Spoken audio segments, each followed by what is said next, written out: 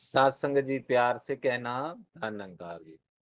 सात संगत जी आज का विषय, सुख में वास अगर करना है ठुकरा दे तू मनमत को, कहे हरदेव हर पल हर क्षण अपना ले तू गुरुमत को। सात संगत मन मत डुबोए, गुरुमत तारे, ए मन चलना तो गुरु के सहारे। सात संगत मन को समझाया जा रहा है, मन को बताया जा रहा है, मन को जगाया जा रहा है।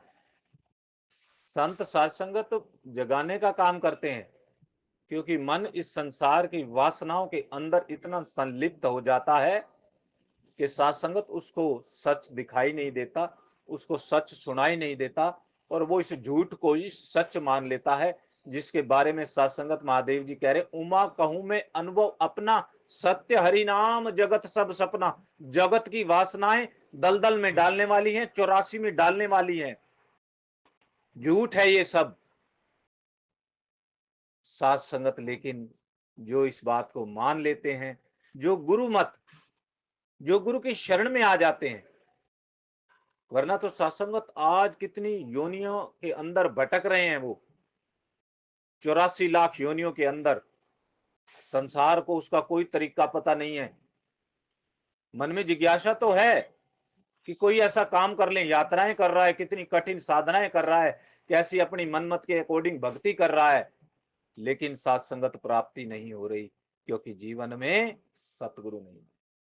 और सत्संगत जब सतगुरु आ जाते हैं, फिर सब कुछ उसके कर्म, उसका जीवन सतगुरु के हवाले हो जाता है, क्योंकि वो कहता है सतगुरु को कि तेरे भरोसे मेरी गाड़ी, तू जाने तेरा काम जाने। सत्संगत ऐसी अवस्था में जब वो पहुंच जाता है, उसका हर कर्म गुरु को समर्पित हो जाता है, सत्संगत उसका कल्याण होता है, मुक्ति की तरफ बढ़ता चला जाता है। इसलिए कहा है सत्संगत मन मत डुबोए, क्योंकि मन बेलगाम घोड़ा है, चंचल है, पता नहीं इसका कोई मित्र नहीं, ये किसी को मित्र नहीं, किसी को, इसको अगर कंट्रोल में ना रखा जाए तो ये इतना बड़ा शत्रु है सत्संगत, कि इससे बड़ा शत्रु संसार में और दूसरा कोई नहीं। और सत्संगत यदि इसको कंट्रोल में करा जाता है तो इससे बड़ा मित्र भी कोई नहीं। और सत्संगत जब गुरु की शरण में आते हैं तो सतगुरु कहते हैं अब आप ये मेरे को दे दो, तन मन धन निरंकार दा है, अब मुझे दे दो। मन बेचे सतगुरु के पास, ये सतगुरु को बेचना है, लेकिन बेचेंगे तो उसको सत्संगत जो पहले हमारे कंट्रोल में होगा, हमारे पास होगा, हम उसी वस्तु को तो भेंट कर सकते हैं जो हमारे पास होगी। जो हमारे पास हमारी मान ही नहीं रहा, इधर उधर घूम रहा है, तो फिर पहले इसको कंट्रोल करके गुरु के चरणों में समर्पित कर दे और गुरु मत को अपना ले। कितना सुंदर सत्संगत आशीर्वाद हमारे सतगुरु बाबा हरदेव सिंह जी महाराज हरदेव वाणी के माध्यम से चेतन कर रहे हैं, फार्मूला बता रहे हैं सत्संगत, नुस्खा बता रहे हैं 84 लाख योनियों से बचने का। और कोई तरीका सलीका नहीं है गुरु के अलावा। गुरु बिना गत नहीं, शाह बिना पत नहीं। गुरु के बिना कोई गति नहीं है, कोई तरीका नहीं है कि पार हो जाए। सात संगत भगवान राम जी अपने गुरु वशिष्ठ जी के पास जाते हैं, दरवाजा खटखटाते हैं, अंदर से आवाज आती है कि कौन है। तो राम जी कहते हैं सतगुरु यही तो मैं पूछने आया हूं कि मैं कौन हूं, ब्रह्म ज्ञान के लिए। सात संगत तो उनको तो सब पता है, वो तो त्रिलोकीनाथ है, लेकिन संसार को संदेश देने के लिए कि बिना गुरु के भवसागर से पार नहीं हुआ जा सकता।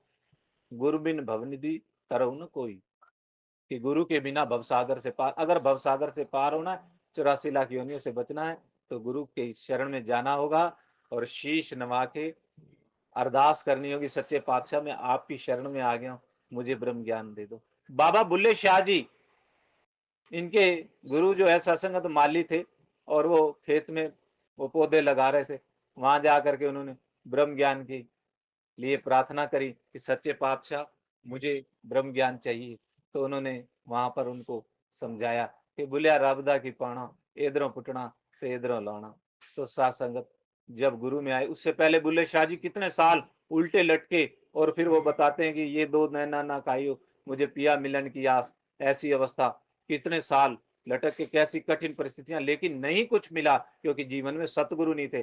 और जब सतगुरु आए तो एक पल के अंदर इस रमे राम से मिल गए, ऐसा आनंद प्राप्त कर लिया। इसलिए सत्संगत जी हुजूर यही आज समझा रहे हैं कि सुख में वास अगर करना है ठुकरा दे तू मनमत को, छोड़ दे, अब तो मनमत छोड़ दे, ये डुबोने वाली है, गुरु की मत अपना ले, गुरु की बात को मान ले।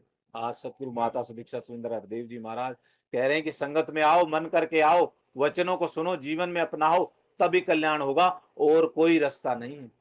और कुछ भी कर लो तो आओ सत्संगत, भक्ति नाम समर्पण का इसमें शर्तें मंजूर नहीं, हाथ जोड़ करके समर्पित हो जाएं अपने गुरु के वचनों के ऊपर, प्यार से कहिए धन्यवाद।